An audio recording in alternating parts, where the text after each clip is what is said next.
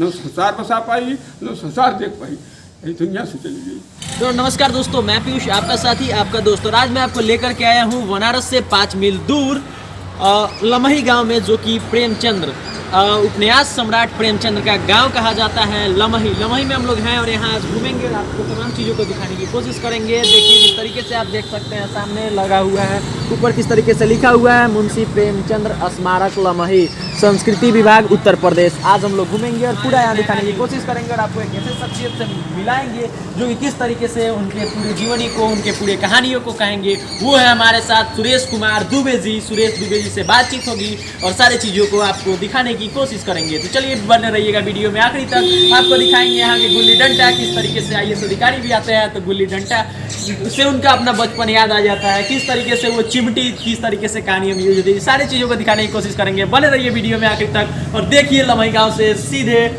यहाँ पे हमारे साथ अभी सुरेश चंद्र दुबे जी हैं। ये आगे बताएंगे कि क्या कुछ है, क्या कुछ इनके बारे में बताना चाहते हैं, सारी चीज़ों को बताएंगे और सारी चीज़ को हम जानने की कोशिश करेंगे। जैसा कि मैं बैठे हैं तो पहले ये कहा जाता था दुबे जी कि ये पहले यहाँ एक कमरा हुआ करता था जहाँ बैठकर प्रेमचंद्र कहानियों को लिखा करते थे।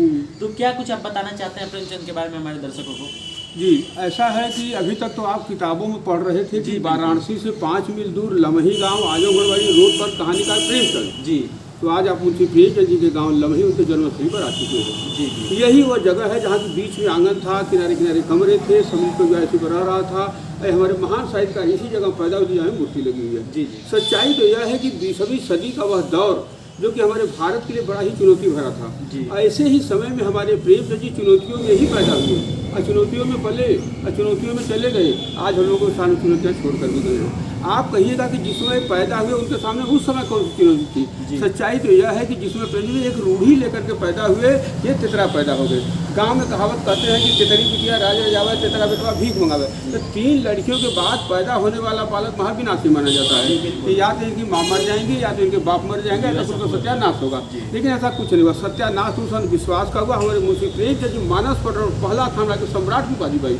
दूसरी चुनौती हम लोगों के सामने थी जहाँ की 200 साल की गुलामी हम लोग अंग्रेजों की झेल रहे थे। लोग सोच चुके थे कि लगता है कि इस अंग्रेजों से अब हम कभी लोग जो आज़ाद नहीं हो सकते। लेकिन समय बदला, परिस्थितियाँ बदली, हमारे देश के महापुरुषों ने बस स्वराज का मसाल लेकर के आगे निकल पड़े। अब प्रेमचंद जी उसमें कलम का सिपाही बन करके शामिल हुए, जो कि देश के आज़ादी से लेकर समाज के आज़ादी तक का संकल्प लेकर के उन्होंने रचनाएं शुरू किया। देश के आज़ादी के लिए लिखा सोजे वतन जी, वो 5 कहानियों का संग्रह है, जिसमें कि दुनिया का सबसे अनमोल रतन, शेख मकसूर, यही मेरा वतन है, शोक का पुरस्कार, सांसारिक देश में। पहली ही कहानी की एक ही पंक्ति ने अंग्रेजों की बुनियादें हिला करके रख दी कि खून का वह आखिरी कतरा जो वतन की हिफाजत में गिरे, वही दुनिया का सबसे अनमोल चीज़ है। तो अंग्रेजों को लगा कि तो बड़ी क्रांतिकारी किताब है, उन्होंने जब्त करके आग के हवाले कर दिया। शायद आज तक कोई ऐसा साहित्यकार नहीं हुआ होगा जिसका साहित्य देश के आज़ादी के लिए चिता पर चढ़ा दी गई हो। कोई था तो हमारे लमही से कलम सिपाही प्रेमचंद जी ने जो यह वेग देखा, जान गया कि अब हमारे देश को आज़ाद होने से कोई नहीं रोक सकता।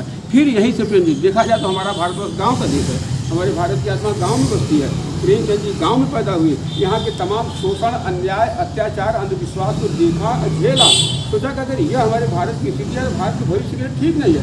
फिर यहीं से जो है प्रेमचंद जी 15 उपन्यास लिखे। वैसे प्रेमचंद का 5 नाम है: नवाब घर का पुकारने का नाम, धर्मपत राज का सर्टिफिकेट का नाम, प्रेमचंद जी का साहित्यिक नाम, अफसना कोई का उर्दू का नाम, बम्बू के 200 पुकारेंगे नाम। तो नाम बदलते रहे, रचनाएं करते रहे। फिर यहीं से इन्होंने जो है 15 उपन्यास लिखे, जिसमें कि गोदान, गबन, रंगभूमि, कर्मभूमि, प्रेमाश्रम, कायाकल्प, वरदान, प्रतिज्ञा, सेवा सदन, निर्मला, मनोरमा, रूठी रानी, कृष्णा, प्रेमा, मंगलसूत्र अधूरी रह गई, पूरी नहीं हो पाई। मौत ने किसको छोड़ा है? अब प्रेमचंद जी को नहीं छोड़ा। 8 अक्टूबर 1936 को हम समस्त भारतवासियों को देश की बीमारी दे करके हमेशा हमेशा लिए अलविदा हो गए।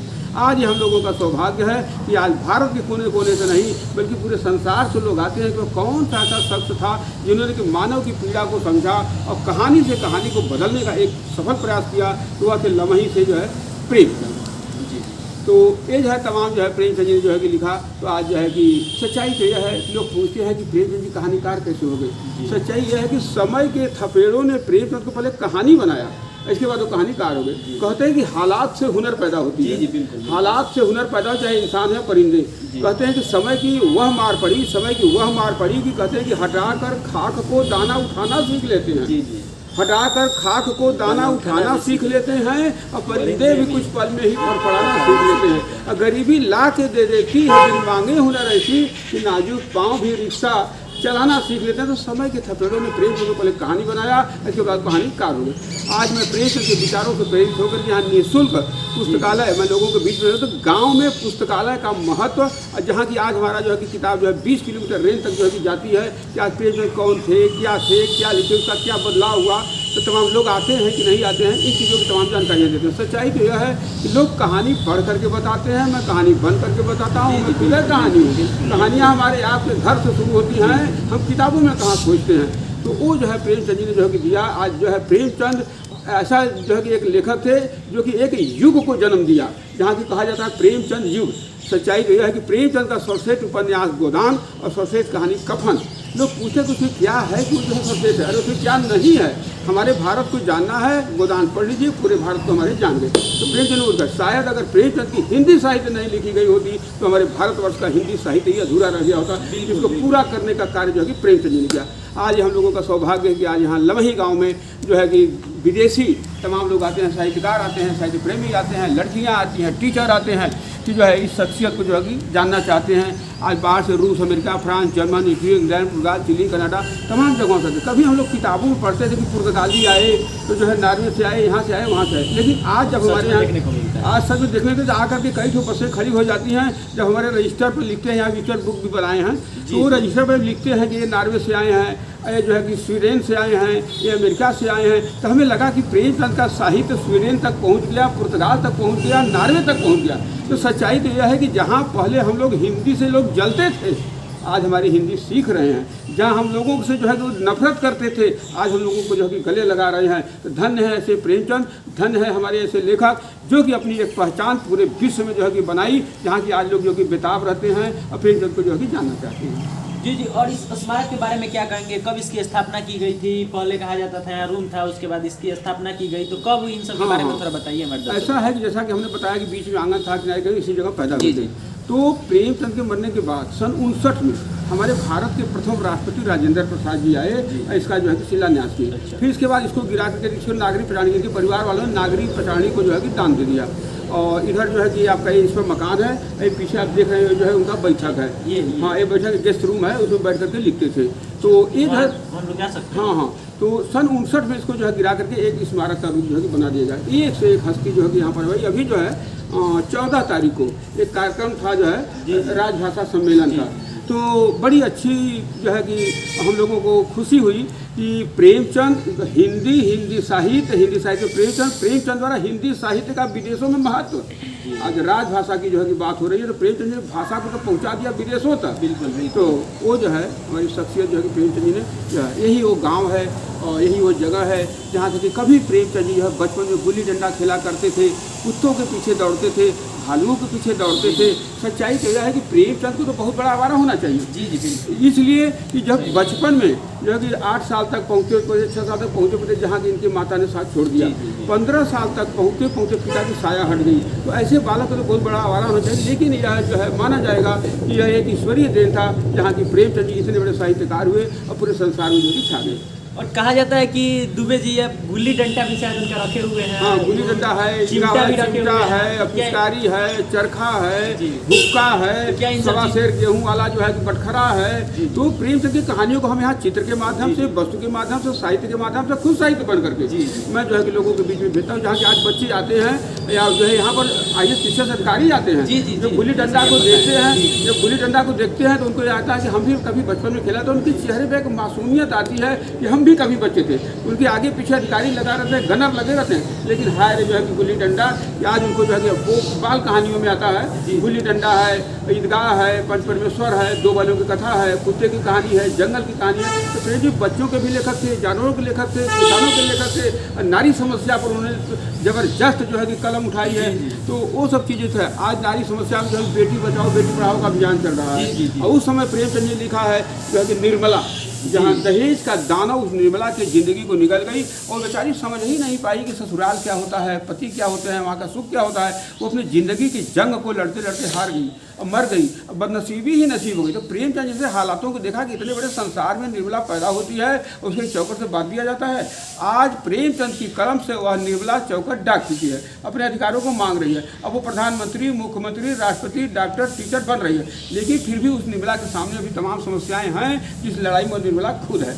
शायद प्रेमचंद के समय में वो समस्या नहीं थी जो आज है। आज अगर पता लग जाए कि प्रेमचंद की निर्मला कोख में आ गई है तो डॉक्टर से अल्ट्रासाउंड तक उसकी आवाज़ ही खामोश कर देते हैं, कोख ही कब्र हो जाती है। एक माँ बनना चाहती है, एक माँ कहना चाहती है, एक संसार बसाना चाहती है, एक संसार देखना चाहती है, लेकिन हाय रे समय की मार कि न वह माँ बन पाई, न वह माँ कह पाई, न संसार बसा पाई, न संसार देख पाई, ये दुनिया से चली गई। नहीं, आप ये सब कहते हुए डबडबा रहे हैं, लेकिन इसकी कोई ज़रूरत नहीं है। लेकिन आप जो हैं क्या बोले अब समझ नहीं आ रहा है, लेकिन आपने प्रेमचंद जी के जो भी उनकी जो बचे हुए जो चीज़ थे उनको आप पूरा करने की कोशिश कर रहे हैं। हाँ। इसके लिए बहुत बहुत धन्यवाद आपका, और इतना समय देने के लिए बहुत बहुत धन्यवाद। और आइए दिखाइए थोड़ा ये तस्वीर, किस तरीके से उनके मतलब जो भी वो जो लिखे थे, लेखन किए थे, उसको किस तरीके से आज फोटो पर बना करके रखे हुए हैं, जिसका सबसे बड़ा श्रेय दुबे जी को जाता है, जो कि हमसे बात करते करते डबडबाने लगे और वो बताने की कोशिश कर रहे थे किस तरीके से आज जो बच्चियों को लोग मार देते हैं उन सब चीज़ों को बताने की कोशिश कर रहे थे। लेकिन दिखाइए ये कैसे शतरंज के खिलाड़ी प्रेमचंद्र, सवा सेर गेहूँ प्रेमचंद्र, और गोदान जिसके बारे में हम लोग अभी चर्चा कर रहे थे कि सबसे मतलब प्रसिद्ध पुस्तकों में से एक है गोदान, कफन, मंत्र, और भी देखिए इधर भी पूस की रात है, पूस की रात। ये देखिए ये सब किस तरीके से दो बैलों की कथा कितने अच्छे तरीके से इसको रखा गया है। देखिए किस तरीके से इसको बना करके रखा गया है कि जो लोग आए वो घूमे। जैसा कि बता रहे थे सर कि किस तरीके से IAS अधिकारी भी आते हैं और जब वो गुल्ली डंडा देखते हैं वो भी हम दिखाने की कोशिश करेंगे। सर अभी चाबी छोड़ दिए हैं, लेकिन हम लोग चाबी मंगा रहे हैं और ये दिखाने की कोशिश करेंगे कि सारे चीज़ों को। और आप देख सकते हैं किस तरीके से आशा उत्साह की जननी है, आशा में तेज है, बल है, जीवन है, आशा ही संसार की संचालन शक्ति है। दोस्तों आप लोगों से माफ़ी चाहते हैं क्योंकि अभी भी बंद है ये, हम लोग उनको कॉल किए थे लेकिन वो अभी नहीं आ पाए हैं। यहाँ के जो संरक्षक है, जो देख रेख करते हैं, वो लोग नहीं आ पाए हैं अभी, तो इसके लिए बंद है। लेकिन हम कैमरामैन से रिक्वेस्ट करेंगे कि थोड़ा ये जूम करके इन सब तस्वीरों को बाहर से दिखा दीजिए कि किस तरीके से। देखिए सारे मतलब यही लाइब्रेरी है जहाँ वो उनके सारे किताबों का संग्रह हुआ करता था, यही है। बाकी और भी आगे दिखाइए वो तस्वीर, आगे की तस्वीरों को दिखाइए। रुकिए 1 मिनट, आगे की तस्वीरों को आपको दिखा रहे हैं किस तरीके से सारे किताबों के अच्छे तरीके से रखा गया है। कुछ दिक्कतों के कारण वो लोग अभी नहीं आ पाए हैं, इसलिए देखिए वो दिख रहा है आपको कोने में, वहाँ पे ये इसको हम लोग क्या शायद हुक्का बोलते हैं इसको, वो पिया करते थे और वो किताबों को लिखा करते थे। बाकी सारी चीज़ों को देखिए आप, सारे चीज़ों को दिखा रहे हैं आप। अमृत राय और ये त्रिपत राय उनके बेटों की तस्वीरें हैं और बीच में आपके मुंशी प्रेमचंद जी हैं। बाकी देखिए ये दुर्लभ तस्वीरें जो आपको नहीं मिलती हैं, उन सारे तस्वीरों को आपको दिखाने की हम कोशिश कर रहे हैं।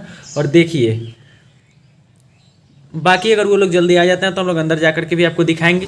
साहित्यकार सम्राट मुंशी प्रेमचंद और गणपत राय की गांव से रैना न्यूज़ के लिए मैं पीयूष, जय हिंद।